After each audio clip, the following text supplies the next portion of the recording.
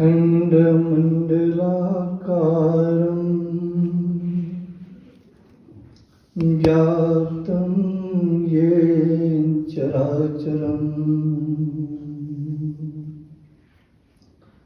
तत्पदं दर्शितं येन तस्मै श्री गुरुवे नमः। ध्यानमूलं गुरुर्मूर्ति पूजामूलं गुरुपदं मन्त्रमूलं गुरुर्वाक्यम् मोक्षमूलं गुरुकृपा मोक्षमूलं गुरुकृपा।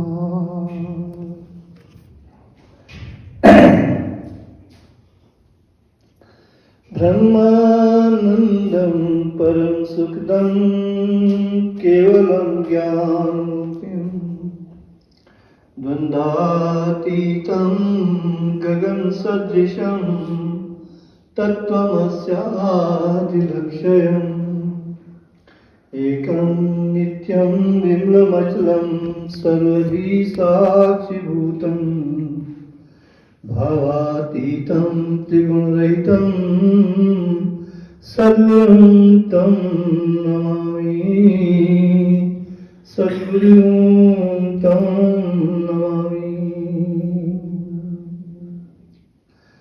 राम प्रभु की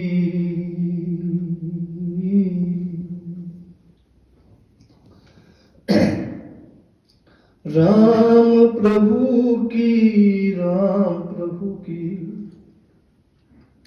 राम प्रभु की शरण मिले गुरुदेव चमन का प्यार।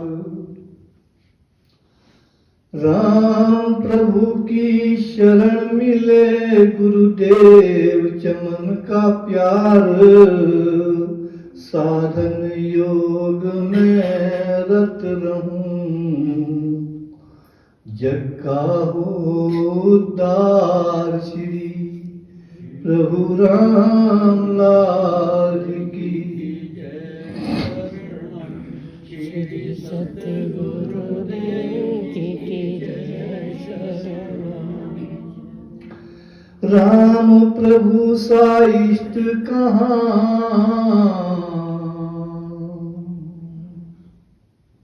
राम प्रभु सा इष्ट कहाँ दिव्य योग सा ग्रंथ। राम प्रभु सा इष्ट कहाँ दिव्य योग सा ग्रंथ। भाव कहाँ हरि राम जैसे भाव कहाँ हरि राम जैसे। कहाँ चमन सा संत श्री प्रभु राम लाल की जय शरण। श्री सतगुरुदेव जी की जय शरण। सत्य मम आचार हो सत्य मम आचार हो असत्य पर प्रहार।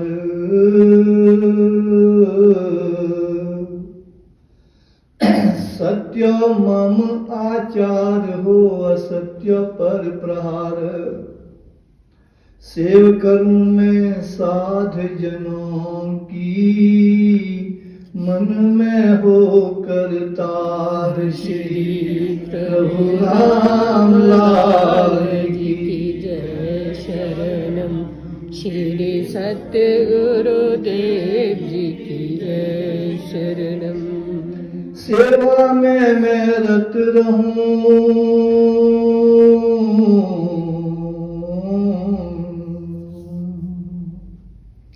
सेवा में मैं रत रहूं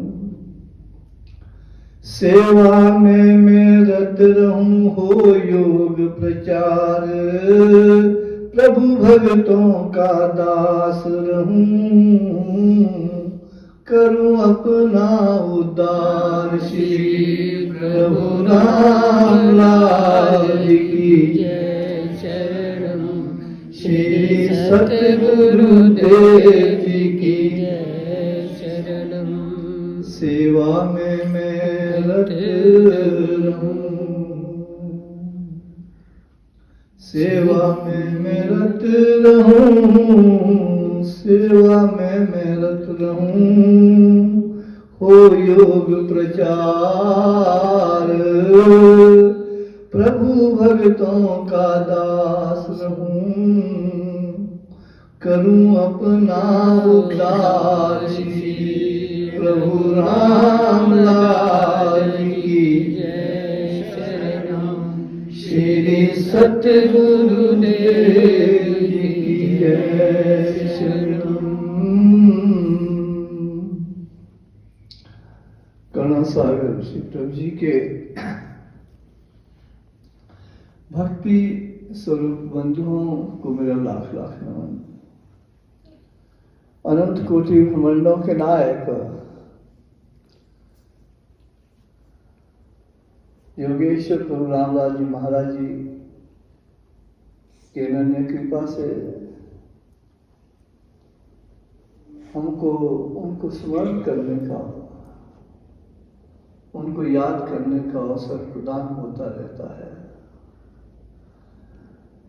जगत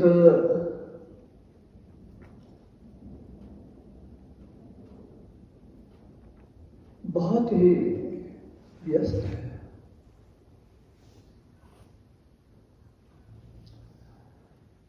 और मन उसमें उलझा हुआ है।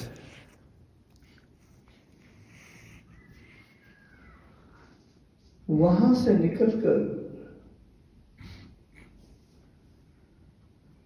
उसको याद करना जिसने हमको यहां भेजा है, ये बहुत बड़ी बात है।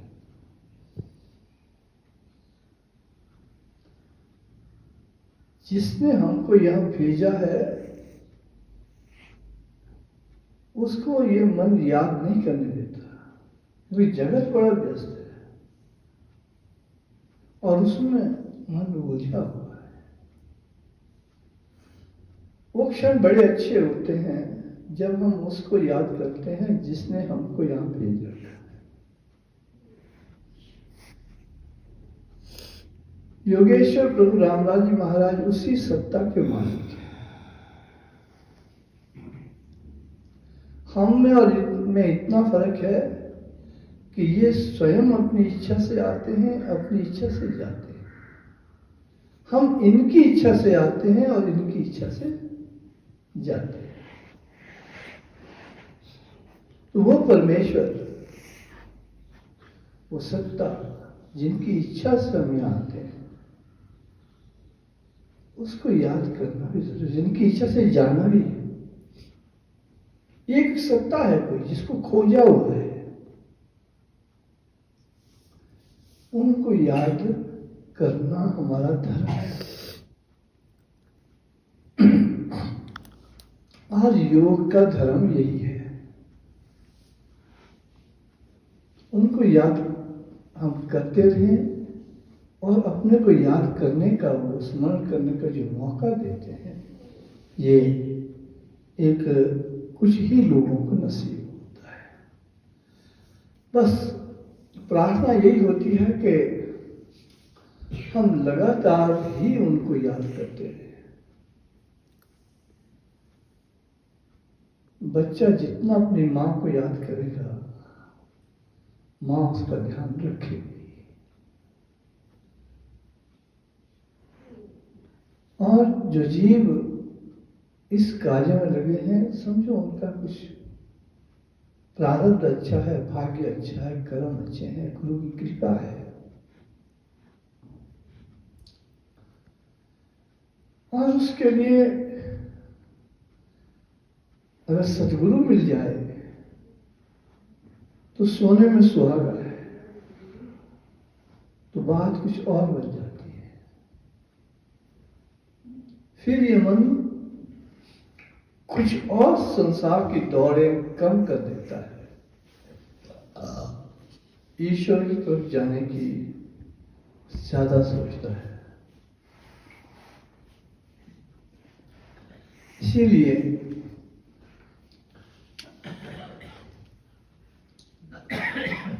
प्रभु जी आए, क्योंकि गुरु का मिलना से मन पर थोड़ा नियंत्रण बढ़ जाता है, इतना ही। और फिर साधना करने से और उनकी प्रभु की बहुत कृपा होने से फिर मन शांत होने लगता है। और शांत मन ही सुख का सार है। अशांत मन दुख का आगार है और शांत मन ही सुख का सार है। चंचल मन परेशान है, स्थिर मन सुखी है। यही जीवन का एक लक्ष्य है। जिंदगी ये नहीं कि हम कितने वर्ष जिए, जिंदगी वो है कि हमने कितने वर्षों में सुकून से जिंदगी तय की है, शांति से तय की। जिए 150 वर्ष, लेकिन रात और दिन आ और कष्टों में ही रहे। जियो 4 दिन, लेकिन बड़े प्रेम से जिए हो तो 4 दिन वो 150 सालों से कहीं भारी पड़ जाएंगे। इसलिए मन का शांत रहना, संसार के इस चक्र से कुछ निजात पाना एक बहुत बड़ी बात है। जो भी संसार में उलझा आखिर को परेशान होके गया है, ये एक इतिहास बताता है।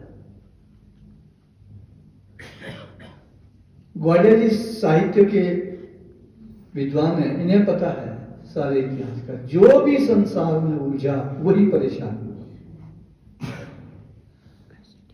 सिकंदर उलझता चला गया, बाद में जाके हाथ खड़े कर गया, भाई कुछ नहीं पाया। कबीर संसार में उलझे नहीं, जुड़ा थे बस। उन्होंने कोई तमन्ना नहीं रखी जुड़ा से ऊपर जाने की। दरी बुनते थे, बेचते थे, लेकिन वो सिकंदर से लाखों गुना सुखी थे। फिर कबीर ईश्वर की तरफ चले, सिकंदर संसार की तरफ चले। फर्क है कि हमने करना क्या है। जो भी संसार के चक्कर में उलझा वही परेशान हो गया। जब सिकंदर जी का जनाजा जा रहा था तो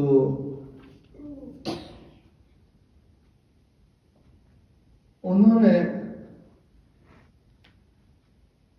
अपने सेनापति को कहा कि इसको भी लगाना कंधे में, जब अस्थि जाएगी ये भी कंधा लगा दे। और जो उनके बहुत बड़े हकीम थे जो ये कहते थे ये दवा ना कभी खाली जाएगी, मरे हो को जिंदा करते थे, उसको भी कहना तू भी कंधा लगा ले। ऐसे से कुछ 2 आदमी और थे जो बड़े बड़े दावे करते थे। सेनापति कहता था कि भाई कमाल है, हम तो सदाई रहने वाले हैं, हमको कोई नहीं मार सकता। कहते इसको कहना कंधा लगा, से कंधा मर गया है। और बड़े बड़े वैद हैं, उनको भी कह देना कि भाई जो बड़ा वैद था सबसे बड़ा हकीम बन गया। जैसे कहते हैं ना, जो करते थे दावा किताबें खोलकर ये दवा ना कभी खाली जाएगी,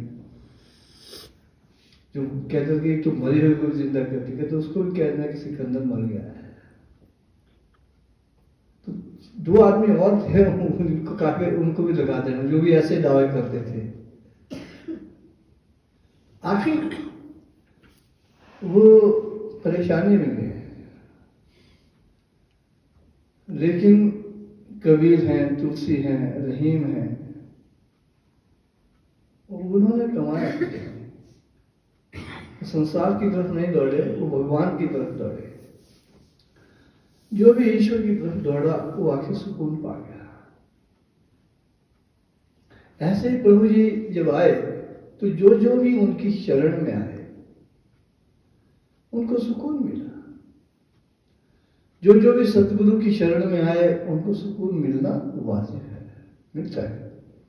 ऐसे ही वर्णन आता है, कृपाधारी राम प्रभु तारे जनन अनेक,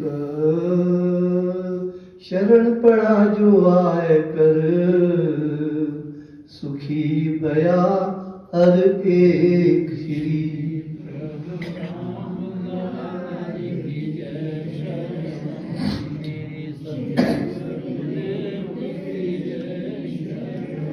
सुखी भया हर एक जन, शरण प्रभु की आए।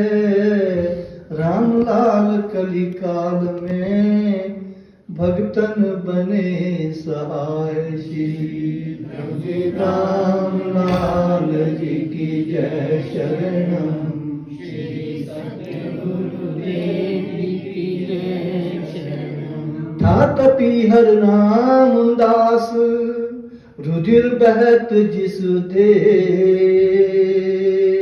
स्मरण कीन जब उस प्रभु नाथ दिखाया ने, श्री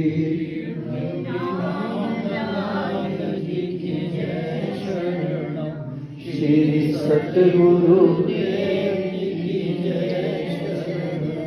था तपी हर नाम दास, रुधिर बहत जिस दे,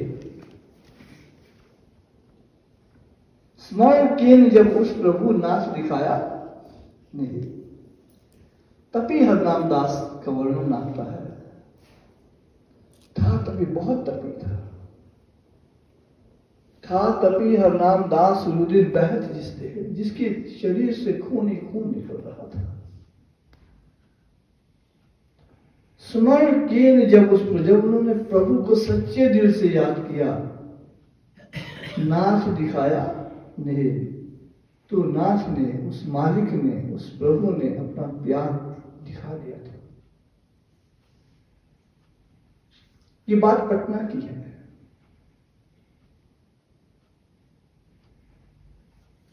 हरनाम दास को पुलिस वाले ले जा रहे थे। उसके सिर से खून, मुंह से खून, कपड़ों में खून लगा हुआ था। और प्रभु जी ने देखा वो, तब उसने याद किया भगवान को कि क्या हो गया मेरे साथ, ये क्या हो गया। प्रभु जी ने भी की दृष्टि उस ओर पड़ी।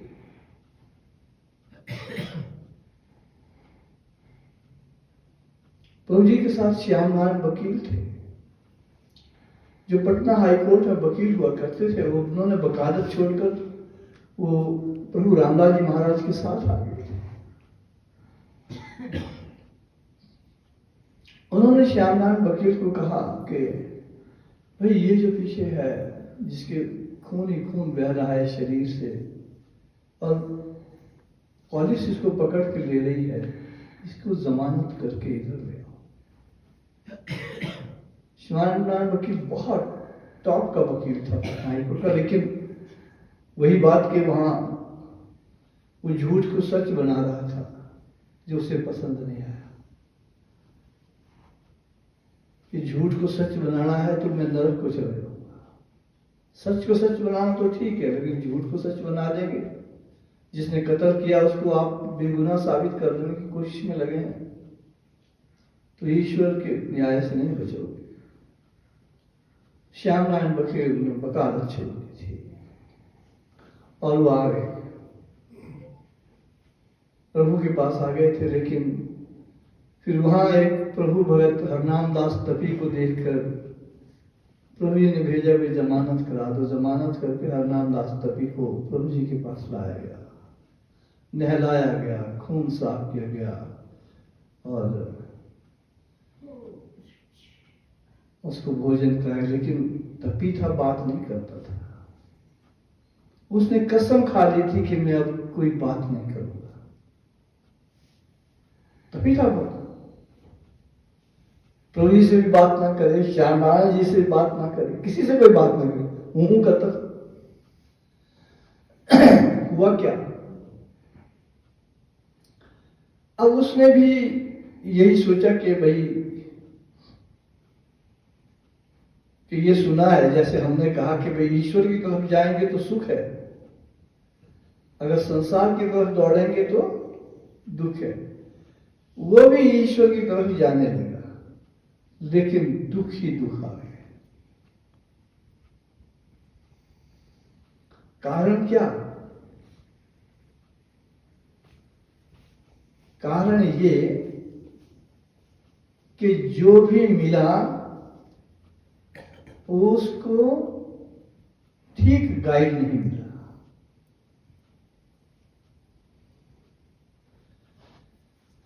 अब गुरु चाहिए, लेकिन अब गुरु भी देखकर चाहिए ना भाई, अपनाने हैं तो कोई सही शिक्षा दे, योग की तो बात बने। लेकिन उनको जो गुरु मिले उन्होंने ऐसे रास्ते में लगाया कि जहां उन्हें भगवान ने क्या भगवान से बहुत दूर हो गए।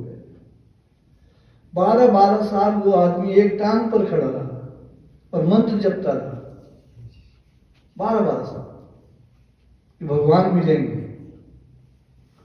उसे क्या हुआ कि एक टांग सूज गई, एक टांग सूख गई। और प्रभु जी भी देखते थे उसको वृंदावन में 6-6 महीने में, गर्मियों में आग होती थी जलाई हुई उसमें, और गर्मी में आग की तपती हुई आग में बैठा होता था साधना में। तो हमने वृंदावन में देखा था उसको। सर्दियों में -डिग्री जल में जो है 6-6 महीने रहता था कि भगवान मिलेंगे। आप ही देखो उसके अंदर ईश्वर को मिलने की कितनी उत्कंठा थी।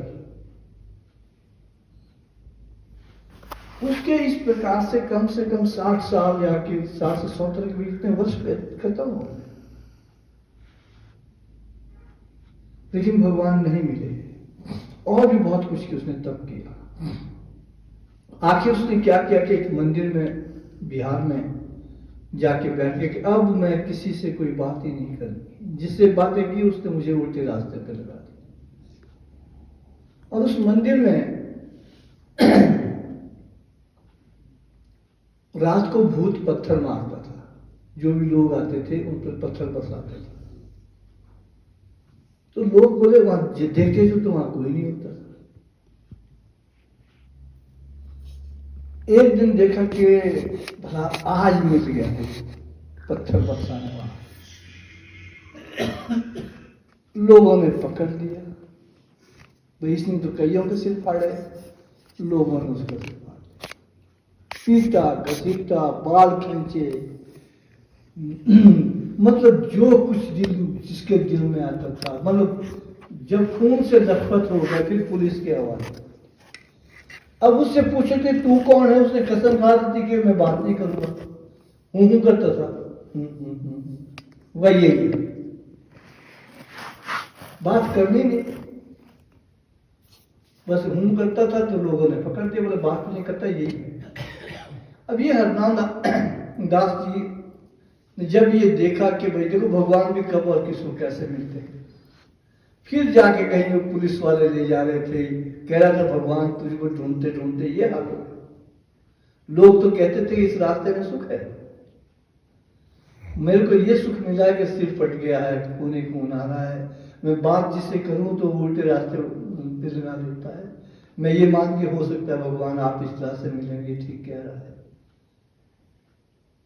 तब कहीं ये आया है कि था तपी हर नाम दास, रुधिर बहत जिस दे स्मरण कीन जब उस प्रभु नाथ दिखाया ने श्री प्रभु जी की जय शरणम श्री सतगुरुदेव जी की जय शरणम नाथ दिखाया ने जब दीना ज्ञान विशेष जन्म जन्म की भ्रांत जो रहा न उसका लेश प्रभु रामलाल जी की जय शरणम श्री सतगुरुदेव जी की जय शरणम। अब ये हमें क्या, ये प्रभु की ये वाणी क्या कह रही है? ये कुछ कह रही है कि नाथ दिखाया निधि जब दीना ज्ञान विशेष जन्म जन्म की भ्रांति जो रहा ना उसका।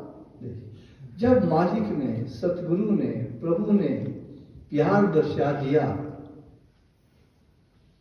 और विशेष ज्ञान रघुनाथ दास को दिया, जन्म जन्म की जो भ्रांति थी सब खत्म हो गई और उसका लेश भी नहीं रहा।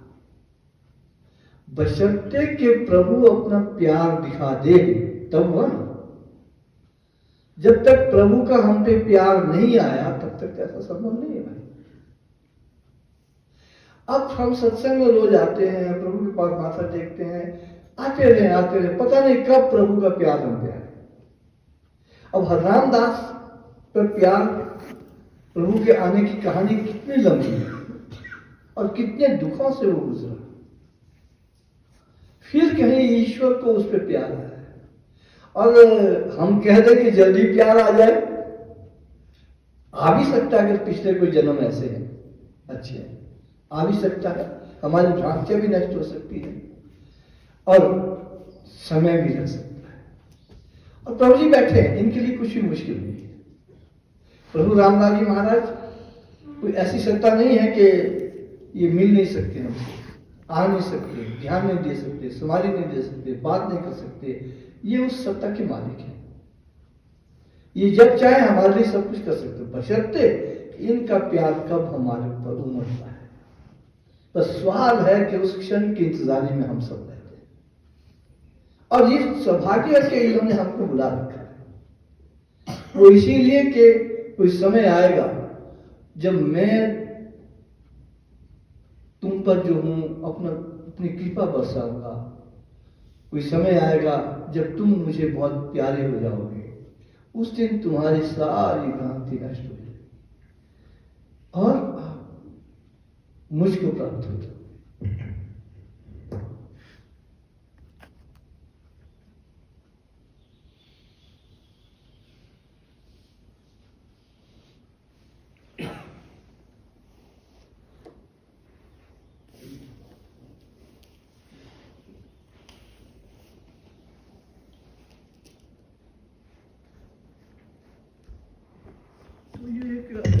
जो मार्ग है लंबा है और धैर्य रखने का है, जल्दबाजी का नहीं है। वाले जी अक्सर कहते हैं भाई कि क्या होता है कि वो चरावेती कहते चलते रहो। तो इसमें हम चलते रहे श्रद्धा के साथ, प्रभु को याद करते रहे। समय जब आएगा तो उन्हें पता है कि कब क्या देगा। इस विध जन अनेक थे तारे, इस विध जन अनेक थे तारे, तारनहार प्रभु रखवारे, तारनहार प्रभु रखवारे। इस विध जन अनेक थे तारे, इस विध जन अनेक थे तारे, तारनहार प्रभु रखवारे, तारनहार प्रभु रखवारे। उनकी शरण जब जन आ पाए, उनकी शरण जब जन आ पाए, क्षण में भाग्य बदल तब जाए, क्षण में भाग्य बदल तब जाए। उनकी शरण जब जन आ पाए, उनकी शरण जब जन आ पाए, क्षण में भाग्य बदल तब जाए, क्षण में भाग्य बदल तब जाए। रोगी भये निरोग महान, रोगी भये निरोग महान, निर्धन बन पाए धनवान, निर्धन बन पाए धनवान। रोगी भये निरोग महान। अगर कोई रोगी आता है वो निरोगी हो जाता है, निर्धन कोई उनके पास आ जाए, अगर धन चाहता है धन मिल जाता है। चिंतित भये चिंता से मुक्त, चिंतित भये चिंता से मुक्त, मूढ़ भये विद्या से युक्त, मूढ़ भये विद्या से युक्त। भये पापी पुनीत पुमान, भये पापी पुनीत पुमान, अज्ञानी को मिल गया ज्ञान, अज्ञानी को मिल गया ज्ञान। कामी पूर्ण काम हो पाए, कामी पूर्ण काम हो पाए, क्रोधी का सब क्रोध नशाए, क्रोधी का सब क्रोध नशाए। जो कामी होगा, कामी मतलब कामनाओं से भरा हुआ, कामनाओं से, कामना इच्छाओं से भरा हुआ, उसकी कामनाएं भी पूर्ण हो जाती है, आखिर वो भी दूर हो जाती है। काम में पूर्ण काम हो पाए, जैसे कि चाह गई चिंता गई मनवा बेपरवाह। जिसको कुछ नहीं चाहिए वो बन गया शहंशाह। चाह और चिंता, चाह जितनी चाहते हैं उतनी ही वो चिंता है। जिस वक्त उसकी चाहत खत्म कर देंगे प्रभु तो बस वो शहंशाह बनेगा। चाह गई चिंता गई मनवा बेपरवाह। जिसको कुछ नहीं चाहिए वो बन गया शहंशाह। तो ऐसे काम ही पूर्ण काम हो जाता है, उसको आप नहीं कोई जरूरत। जब इच्छा ही नहीं रहे तो क्या है?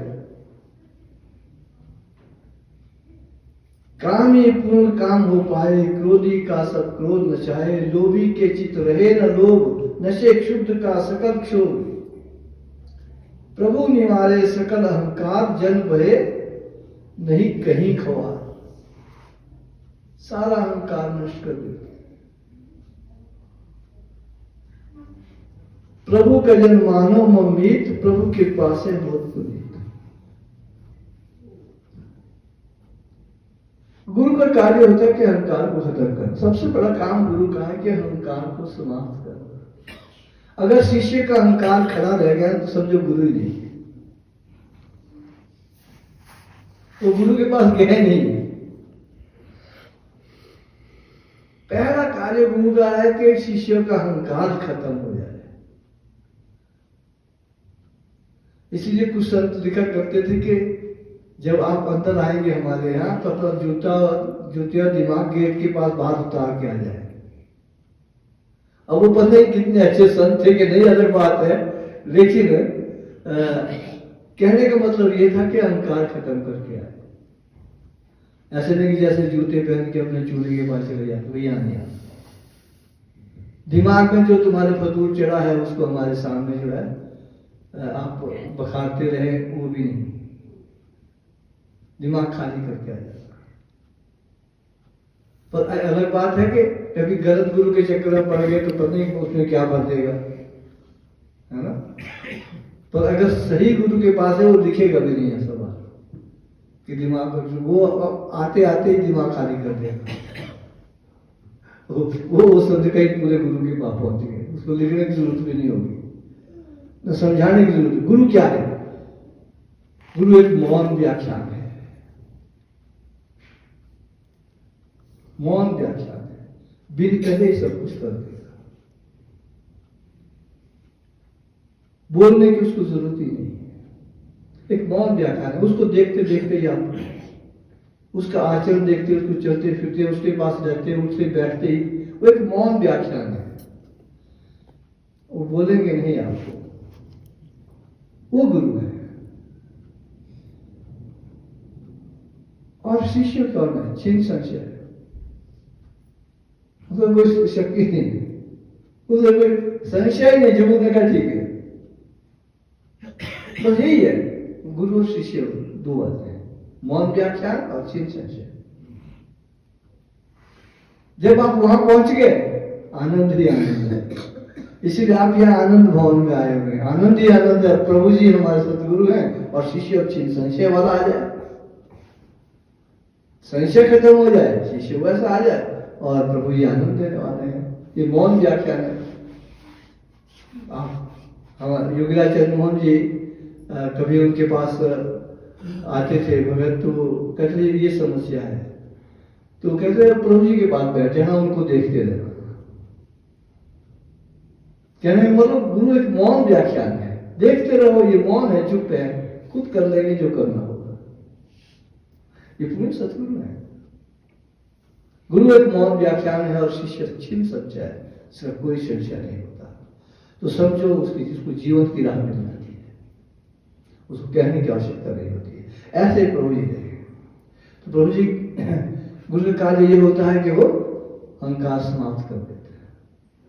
बहुत छोटी सी कहानी है, लंबा समय बहुत लगेगा कि अहंकार कैसे खत्म होता है। एक बार कबीर के पास भी आए थे, शायद उनका नाम इब्राहिम आदम था, पता है इसमें थोड़ा अली हो सकता कुछ ना। और वो बलख और बुखार के बादशाह थे और सब कुछ छोड़ के शॉर्ट में कहूंगा कि कबीर के पास भारत आके अपने मंत्री को सारा काम सौंप दिया था उन्होंने।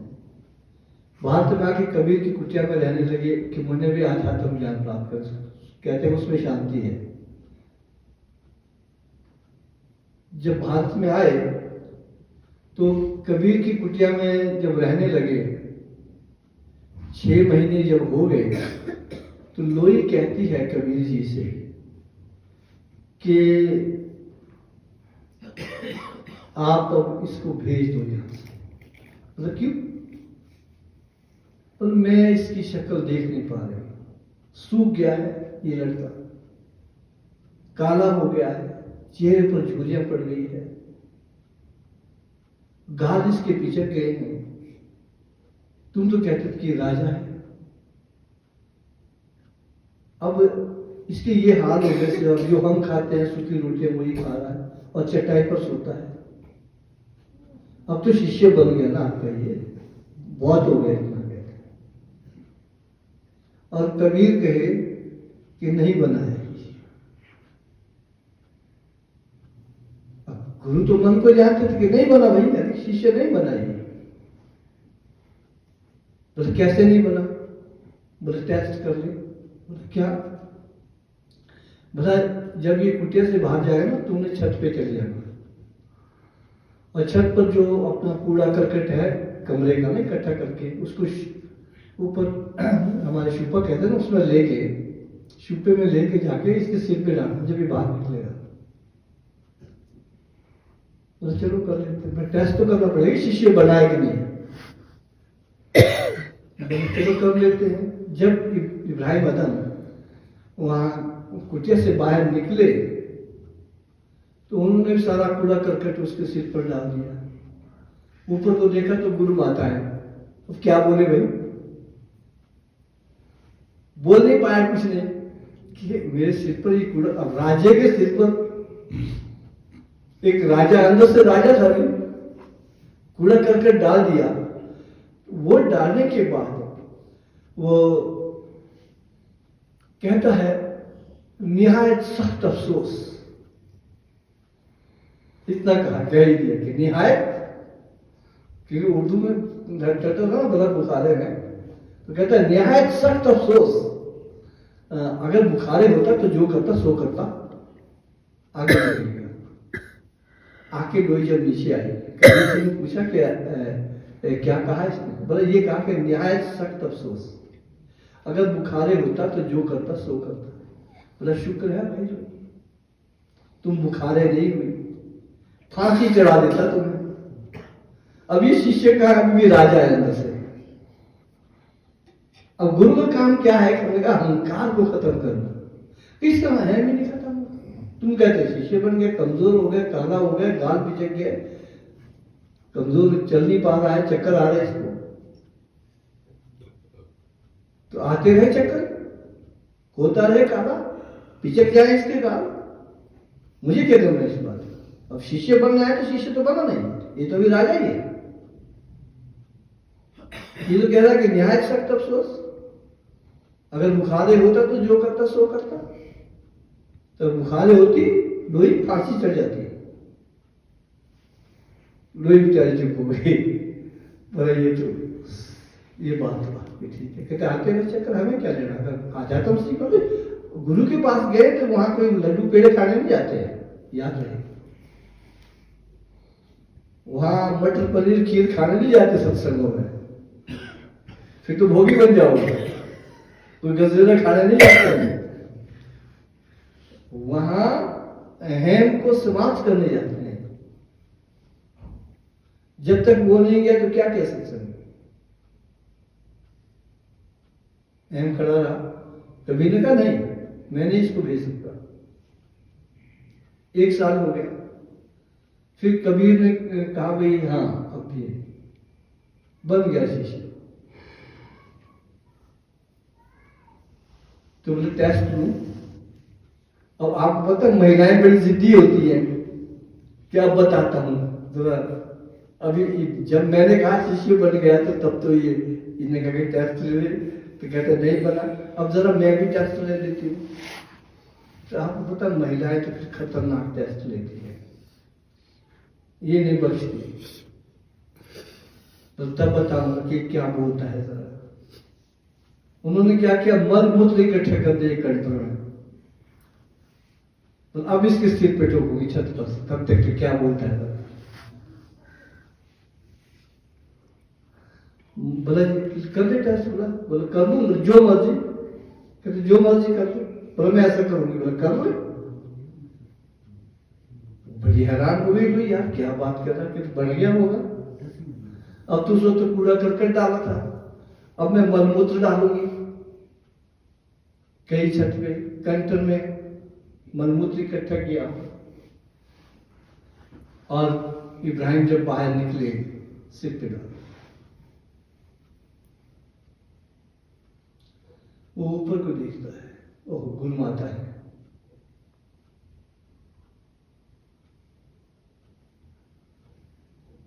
पता क्या कहता है, बहुत खूब, बहुत खूब, 3 बार का, बहुत खूब, बहुत खूब, बहुत खूब। इब्राहिम तू इसी लायक है, इब्राहिम तू इसी लायक है, इब्राहिम तू इसी लायक। और चला गया। और लोई बड़ी परेशान हो गई। आज तो कमाल कहते इब्राहिम तो इसी लायक है।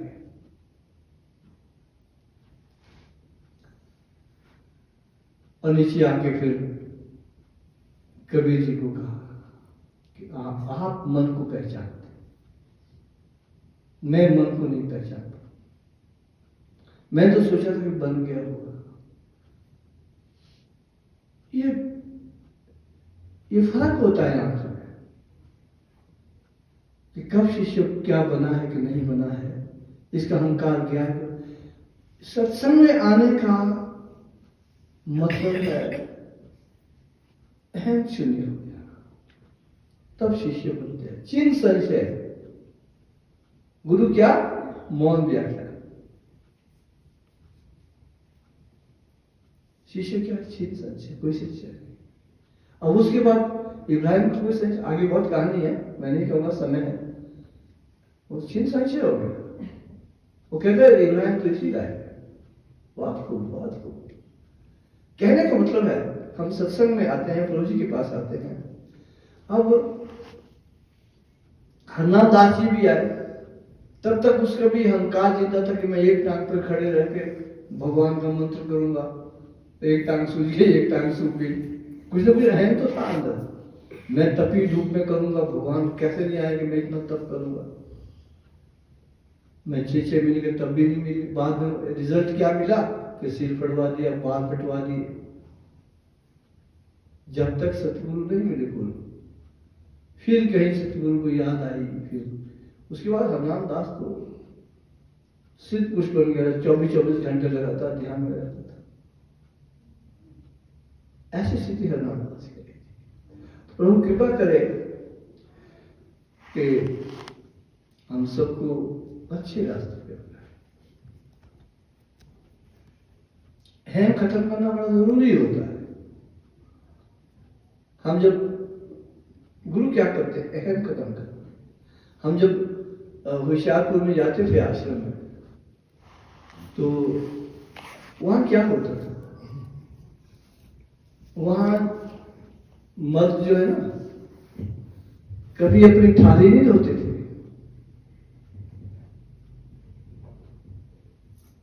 लेडीज होती थी बाहर बैठी हुई, और जो फेंकते थे उनके पास नीचे, रोटी खाई और चल पड़े। कोई पुरुष अपनी थाली नहीं धोता था, कि आज तो वहां सब धोते हैं, लेकिन उस वक्त अपनी थाली कोई नहीं धोते थे वहां। जब हम जाते थे यूं फेंकते थे। और महाराज जी जानते थे कि जब तक ये अपनी थाली नहीं धोएंगे, इनका हेम नहीं खत्म होगा। जूठा मरना नहीं सीखा अपना, तो क्या क्या शिष्य बने। महाराज जी चाहते थे कि सब अपनी थाली खुद धोए खाने के बाद। लेकिन फर्क होता है वही लोई और कबीर वाली बात। गुरु माता जी नहीं मानती थी। कहते अगर क्या नाम कहते हैं, सब अपनी थाली धोएंगे तो इन औरतों का अहम बढ़ जाएगा। औरतों का काम तो थाली भरना है, कपड़े धोना है, बर्तन साफ करना है, रसोई का काम करना है। तो ये अपनी सेवा से चित्त हो जाएगी। वो अपनी तरफ थी कि औरतों का अहम बढ़ जाएगा। ये अपने आप को यहाँ तुमको थाली नहीं मारनी पड़ती। चलो अपनी थाली तुम खुद दो, चाय पत्ती है खुद दो। घर में तो नाला बनता है मेरे पास, मेरे को धोनी पड़ती है। और यहाँ क्या करेगा, खुद दो चल। तो गुरु माता जी ये देखे कि औरतों का अहम ना बढ़े, महाराज जी ये देखे कि इन मर्दों का अहम ना बढ़े। स्वाद है कि अहंकार को खत्म करने वाली बात है। तो एक दिन महाराज चरणों में बैठे थे। अच्छा, गुरुदेव को पता चल पड़ा कि योग साधना आश्रम टिकरी में सब अपनी थाली खुद धोते हैं। गुरुदेव हमें बुलाया।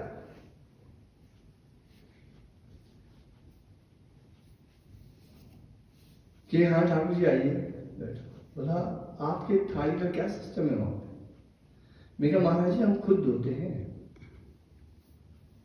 बोला शास्त्री जी, मैं कहा वो भी खुद धोते हैं। और महाराज जी एक तरफ सुन, दशांश जी खुद होते हैं, सब होते हैं वहां पर। फिर मुझे क्या लगा, यार मुझे ये माता जी नहीं मानती। उसने मैंने कहा महाराज जी तो गुरुद्वारों में भी तो शब्द होते हैं खुद ही। फिर महाराज सीरियस हो, हाँ ठीक बात है, आज से यहां भी सब खुद रहे। मतलब रोडू वालों को तो बोलने की जरूरत नहीं, मैंने उनको क्या कहना है, खुद होते हैं। ऐसा करना, जितने रोड से भगत आए हैं उस वक्त कोई 200 हो रहे थे, उनको पहले बिठाना, खाना खाना। जब थाली धोएंगे तो सब खुद धोएंगे अपने अपने, मैं कहूँ उनको बोलना नहीं पड़ेगा, बस सब देखेंगे। गुरु क्या होता है, मौन व्याख्यान, बोलेगा नहीं, मौन व्याख्यान से ठीक करने थे। अब तुम देखो भाई ये क्या कर रहे हैं, तो पीछे वाले कैसे बोलेंगे हम नहीं धोएंगे। जब 2 पंक्तियां रोडू की बिठाई गई तो सब ने अपनी थालियां खुद धो ली। फिर दूसरी पंक्ति बैठी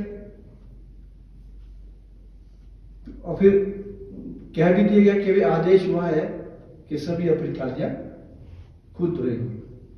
आदेश की पालन 100% हो रहा था पहले, वो तो पता था कि 100% होगा, क्योंकि शिष्य तो 3 प्रकार होते हैं, उत्तम, मध्यम और अधम। शिष्य ने तो दूसरे को दे दिया, तू धो ले यार मेरी थाली, या पत्नी को बोल तू आ जा। लेकिन वहां सभी धोने वाले थे। जब देखा भाई सब धो रहे हैं, फिर मेरे पास बहुत से लोग आए, बोले ठाकुर साहब, कोई बोले मेरे भाई ने तो जिंदगी भर कभी भी अपनी थाली नहीं धोई, आज कैसे धोएगा। एक बार भी नहीं धोई है जिंदगी में, पर आज क्या करेंगे, मैं खुद देख रहे हो, उसको तो आती नहीं थाली धोनी। मैं कहा भाई ये तो धोनी पड़ेगी। तो कईयों की पैंटें उतर गई उस दिन, जुरा पे उतर गई, पैंटें उतर गई है। उसको जब बाहर तक सबको खुद धोनी पड़ी।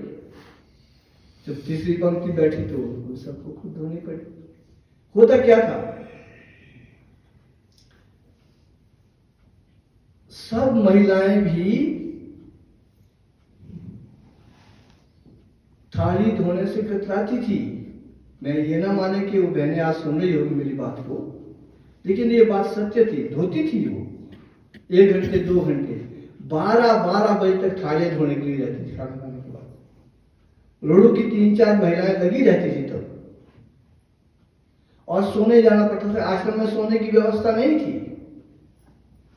सोने विजय क्लॉथ हाउस के 2 किलोमीटर दूर जाना पड़ता था, और मुझे 12 और 1 बजे तक खड़ा रहना पड़ता था, क्योंकि गांव की महिलाएं थी, रास्ता भूल गई, जिम्मेवारी थी, साथ आई थी, तो मुझे उनको पहुंचाना। पहले और भी औरों को भेजता था, लेकिन जो लास्ट ट्रिप होता था तो मैं खुद रहता था,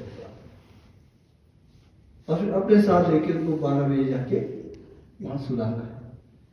शायद मेरी समझ से महाराज जी देखते थे कि शमशेर सिंह जी 12 बजे तक खड़े हैं, लेकिन इनके अपने आश्रम में तो सब खुद तो। महाराज जी सेवा भी देखते हैं कि कौन क्या कर रहा है। और कहने का मतलब है, इस आश्रम की परंपरा का गुरुदेव भी स्वागत करते रहे। जो परंपराएं इस आश्रम में चली, उनको गुरुदेव ने भी सम्मान दिया, उनको ऊपर रखा, सर माथे पे रखते थे गुरुदेव यहाँ की बातों, जो परंपराएं यहाँ की, और वो आज होशियारपुर आश्रम में चल रही है।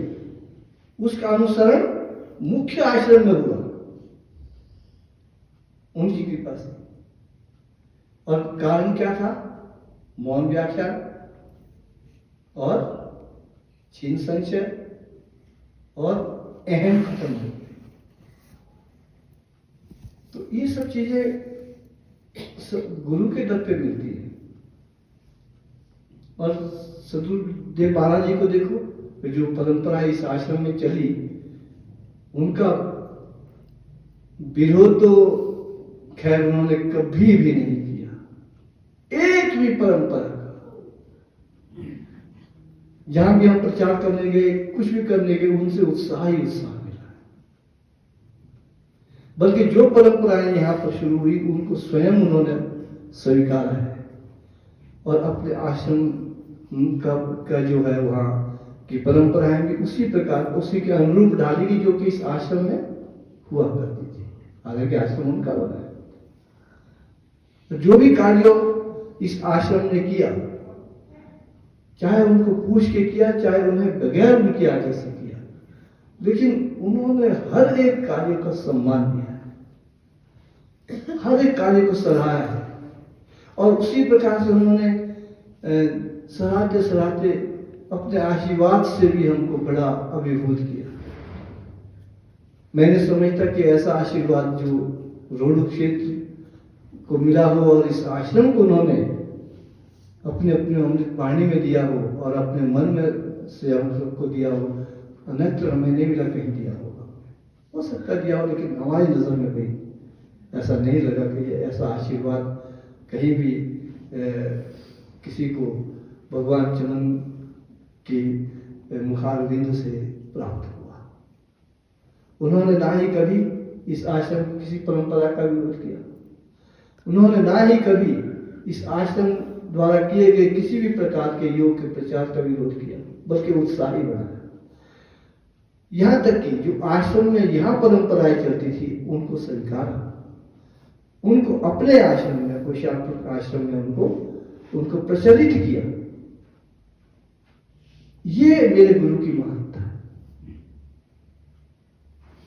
प्रभु करे वो इसी प्रकार हमको अपना आशीर्वाद देते रहे और इसी प्रकार से हम अपने अहम और बहम दोनों ही किसी प्रकार से प्रभु के चरणों में समाप्त हो, तो शायद कुछ हमारा जीवन सफल हो जाए। बोध सच्चिदानंद महाप्रभु श्री रामदास पूरन पाल।